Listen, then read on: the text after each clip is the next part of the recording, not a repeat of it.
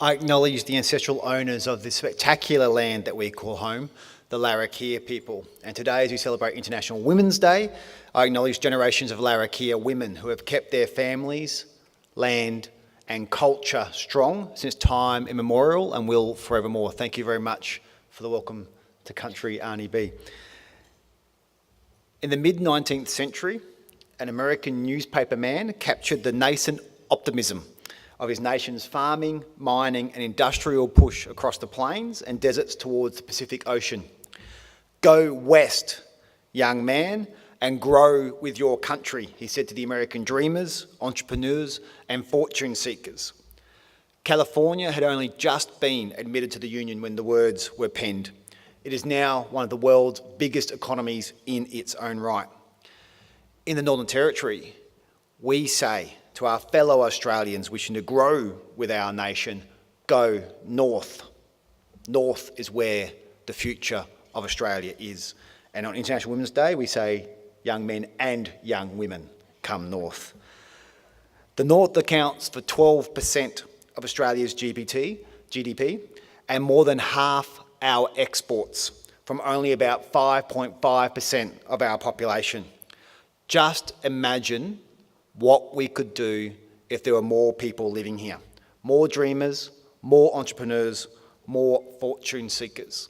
And this is one of our great challenges, population. We have had 29 consecutive negative quarters of net interstate migration. It's been hidden by birth rate and international migration, but this year we will see, for the first time in quite a while, negative population growth. That's the prediction.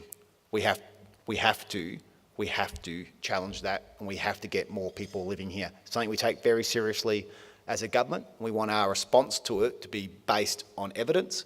We have done research through Darwin University into why people stay, why people go, why people come in the first place. It's been fascinating. It's busted a few myths.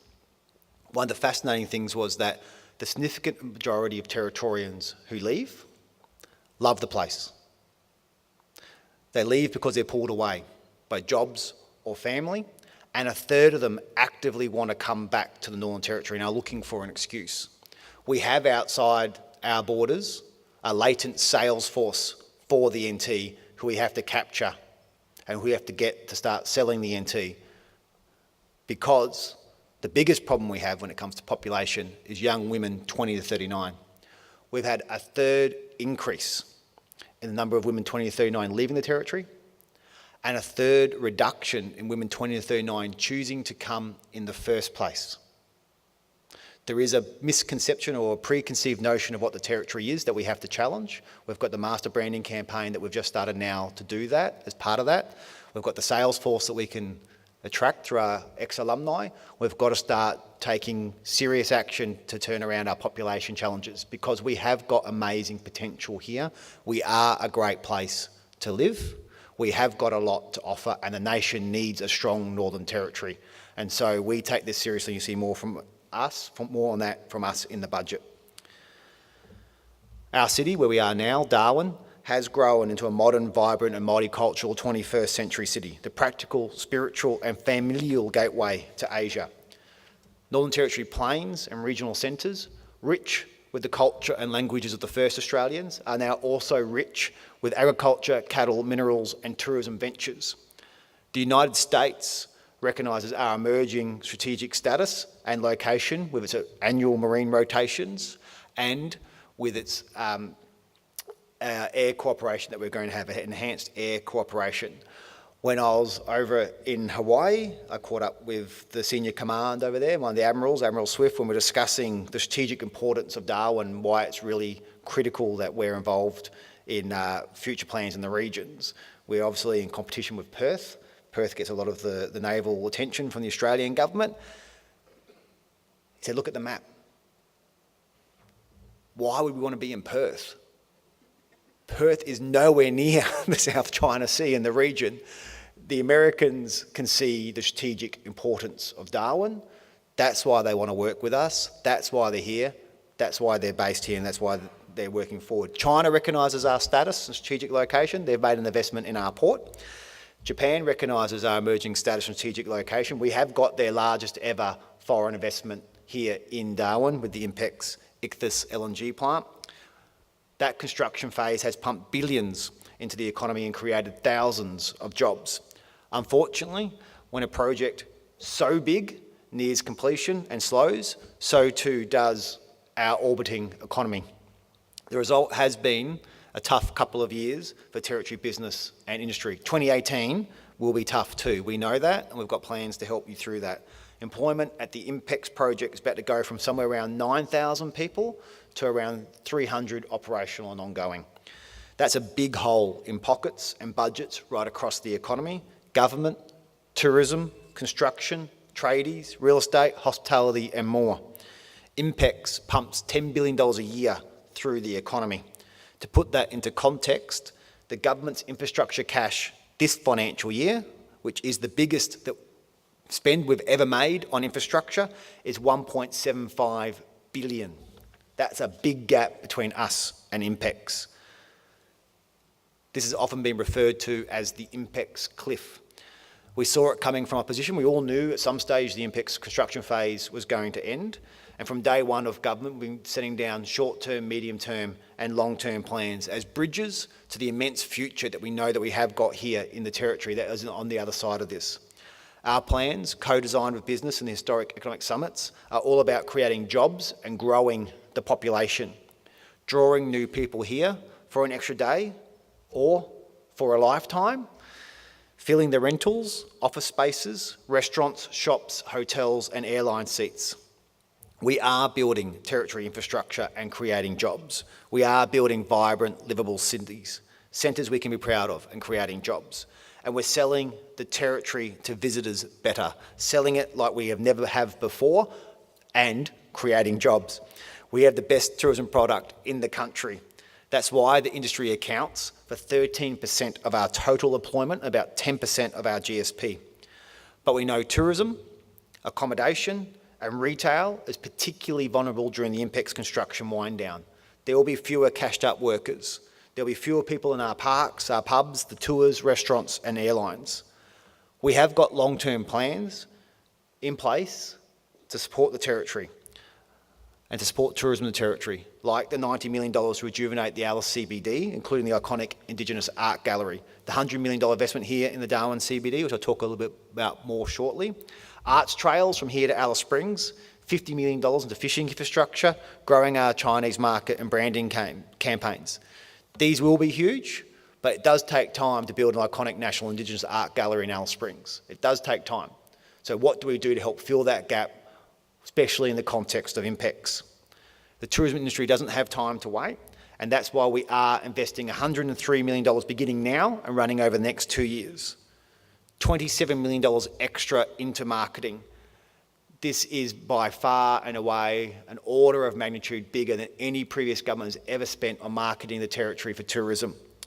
We've got to talk up what we've got. We've got to shout it from the rooftops across the country and across the oceans. We've got to talk up our spectacular landscapes and wildlife. We have got the most ancient living cultures on earth, the most ancient languages on earth. It is special that you can walk the streets of Alice Springs and hear the oldest spoken language on earth. We've got to tell the world about what makes us special, and we do expect a very significant return on investment. Tourism calculates for every dollar we spend, we get $37 back. To put that in perspective, HIS, Home Improvement Scheme, our tradie scheme, those types of schemes, delivered a return between $2 and $4 for every dollar spent.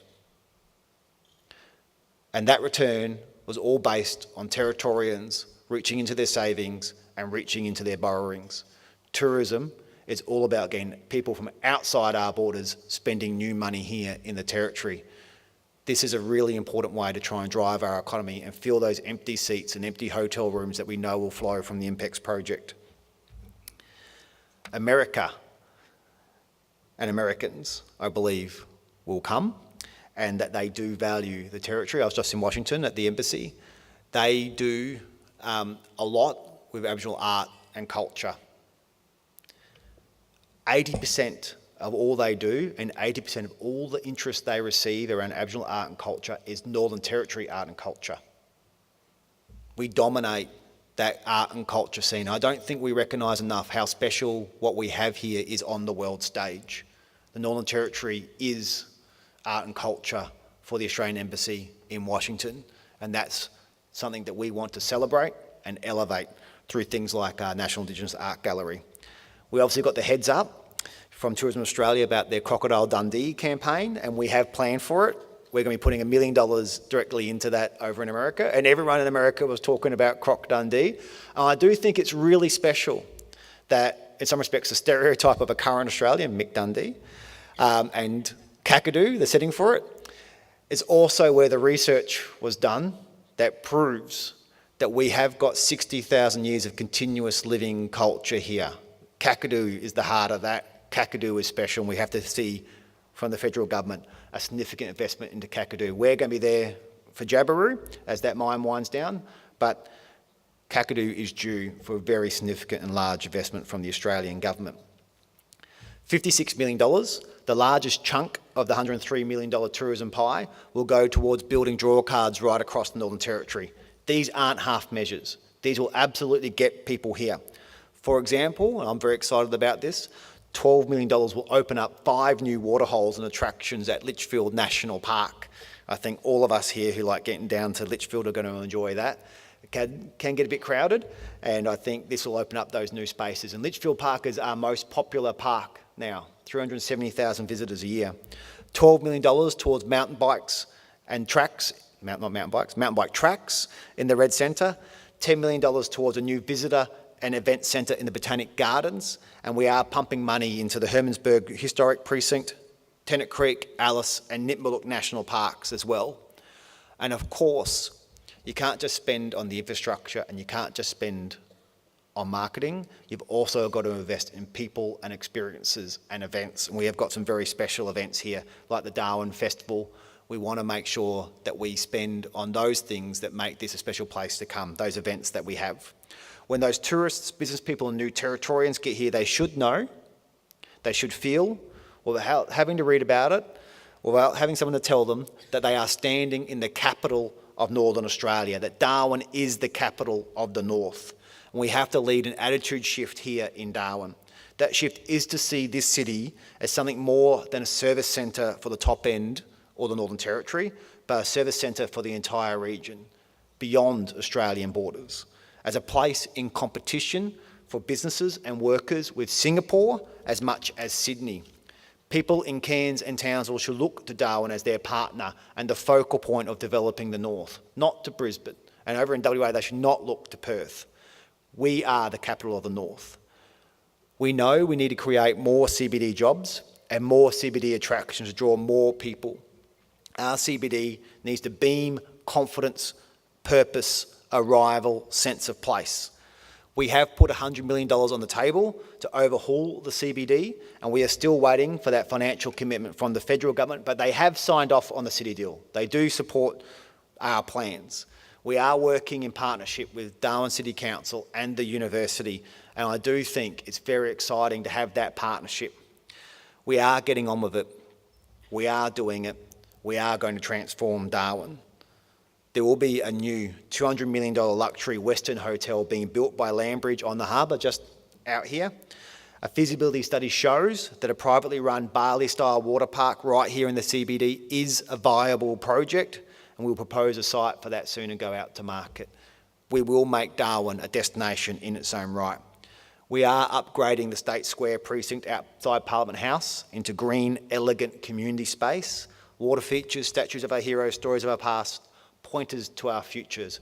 And I have given some tests to the architects of this space. If we're going to do this at State Square, it's got to have a purpose, it's got to work for the community. I want it to be capable of hosting events like the Greek Glenty, like the Darwin Cup Gala Ball, or if the Olympics are on and we want to have a community space to gather, to do that. Concerts, I want it to be a space capable of hosting and holding people. And I want it to be reflective of where we are as a place, as a capital of Northern Australia, with the elegant buildings that we have there in the Supreme Court and Parliament House. And adding to those, a fine art gallery in State Square to pull attention to the great territory art that we have and to create vibrancy and sense of purpose in our CBD. In the laneways, there will be art, music, food and events. You'll be able to walk up a shaded Smith Street Mall and all the way to Myerley Point, where we'll tell the incredible story of this place, our 65,000-year history, Aboriginal, Asian and European migration, war and cyclone, destruction and growth. That historical and special area will be a place for families to gather, a cool place for tourists to spend a warm afternoon, a public space with an iconic building at its heart, not unit blocks. We are greening the CBD after following first of its kind heat study with CDU and world-leading experts from the University of New South Wales. And this will include trialling a canopy of vines over Kavanagh Street. I don't know if you've seen the images of it, but I think it looks pretty spectacular, going from pavement to pavement arching across the 4 lanes there. Elsewhere on the street, we are planting trees, installing misters, and we're going to be trialling painting over the black asphalt with a different kind of reflective material. So we're trialling how it is we can cool down our CBD. We know from the study that the car parks at State Square can be 60 plus on a 30-degree day. And with the direction of the breezes, all that heat then gets pushed through our CBD. So we're basing our decisions to get rid of those car parks, to try this trial down Kavanagh Street on the evidence and research that shows this will make a difference to how we live and enjoy and walk around Darwin. One of the most exciting things to come out of the work that we are doing, the transformation, is creating space for Charles Darwin University back into the heart of our CBD for student accommodation and a campus. Students in our CBD. Bars, cafes, restaurants, new retail options, new experiences, vibrancy. This project will come to life this year. CDU and Council are doing great work. We are working with them on the design and on their preferred spot for where they want to have their campus in the heart of the CBD. So the outcome from our plan is going to be threefold. We are going to move hot and ugly car parks underground and out of way. We are going to create more parkland in the CBD by doing that, and a great community space at State Square, and we are going to be getting students into the CBD. When we were in America, we met with the EPA. I said, I'm after advice. This is our plans, this is what we want to do. I'd like to hear how you're doing it and what you've done in your cities here. They said, we're not doing anything like this. We would actually love to have your research and your data. We're not doing anything on this kind of scale, and in fact, it's kind of special that you've got council, university, and 3 levels of government working together. We can't get that achieved here. We can't do that. We're going to do some webinars with them about what we're doing here, and they've lined us up with certain cities over there where they've trialled different projects, like different kinds of road coverings or different kinds of things that they're doing, but no one over there has a city plan like this, of this kind of comprehensive scale. They've all done it in one-off little projects or different special attempts, but no one actually has a city plan like this. It's quite amazing. We can lead the way here in Darwin, and we will look amazing having done it. To keep our hard-working tradies in action through the lean times, we are pushing the Territory's biggest ever infrastructure spend out the door. But it's got to be money spent for a purpose, not just to create jobs, but to build vibrant, livable centres we can be proud of. And we are selling the Territory to visitors better and selling it like we never have before. These are the bridges to the other side. And there is an immense future waiting for this place. We have got the strategic location at the doorstep of Asia.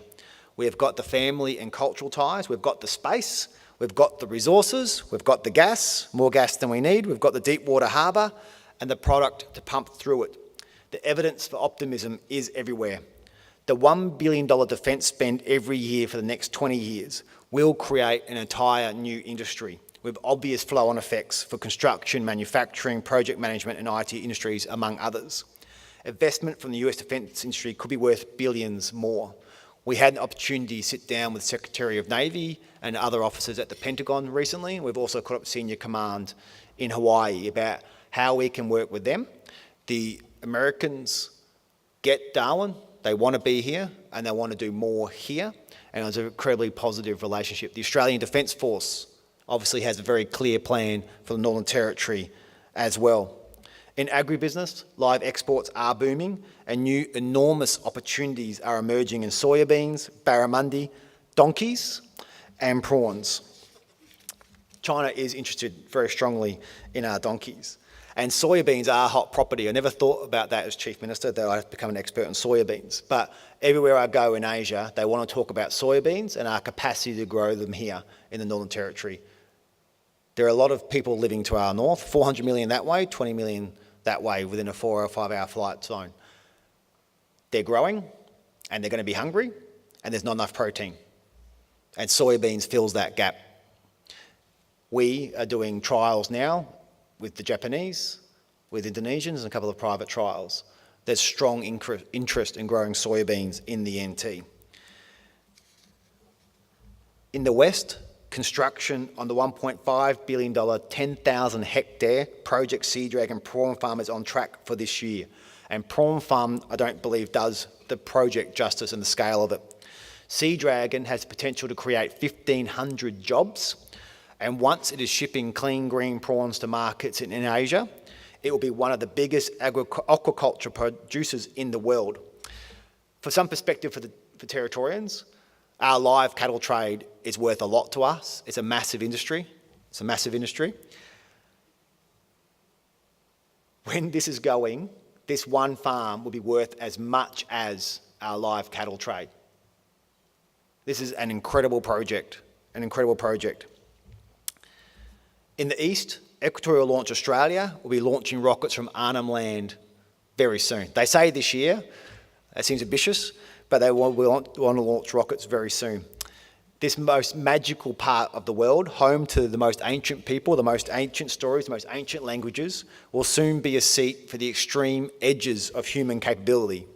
We have signed a memorandum of understanding with South Australia and the ACT to get us front and centre of the space race.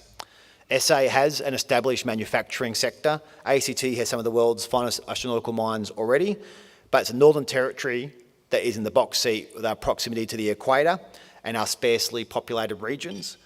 This is where the magic will happen. We caught up with NASA in Washington. They want to launch rockets here. They wanted to launch them in 2019, but the Australian government's holding them back.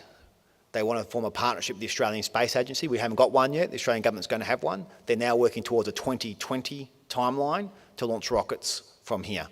NASA is going to be launching rockets from the NT as part of their sounding rocket campaign. I think this is incredibly special. I still find it hard to believe we're going to have a space industry in the NT. Even when I met NASA, like, you can't get a bigger tick than that. NASA are saying they will launch rockets from here. Happening right now, or loading up, are the Berrima Farm redevelopment, Gemina's $800 million East Coast gas pipeline, and the $100 million government contribution to the Shiplift and Marine Industries project to turn Darwin and Palmerston supply and service hub for defence and gas. We had a fantastic meeting with Austal over in America as well. Australian company, doing good in Mobile, Alabama. They had lots of advice to give us about how we can make our Shiplift and Marine Industry Park work. The other exciting news that we can say today is public is that we will be home basing 6 offshore patrol vessels here. That is huge for the Territory. That's families. It's not just the jobs that goes with construction. It's not just the jobs that go with support and service of those 6 vessels. That's a lot of people living here in the NT, and right now that means more to me than anything. Those vessels being based here is going to be very good for the Territory. Mining is in resurgence. We've just had a record year. Projects, there are about 17 projects now in various stages of approval that could deliver a capex of more than $6 billion and more than 7,000 jobs in construction and ongoing. We're essentially going to be entering a mining boom in the Territory again that we haven't seen since the 80s. And some of this is in rare earths, which gives us the capacity to explore manufacturing again. And so, for example, the vanadium mine between Tennant and Alice are looking to create a refinery here in Darwin. We've also got the proposal for Energy Renaissance to build batteries here in Darwin. We met with Energy Renaissance in Washington as well, or the proponents behind Energy Renaissance. We are the spot in this nation where things should be built and things should be exported to the rest of the world. From Darwin to China is 8 days by sea. From Brisbane it's 16.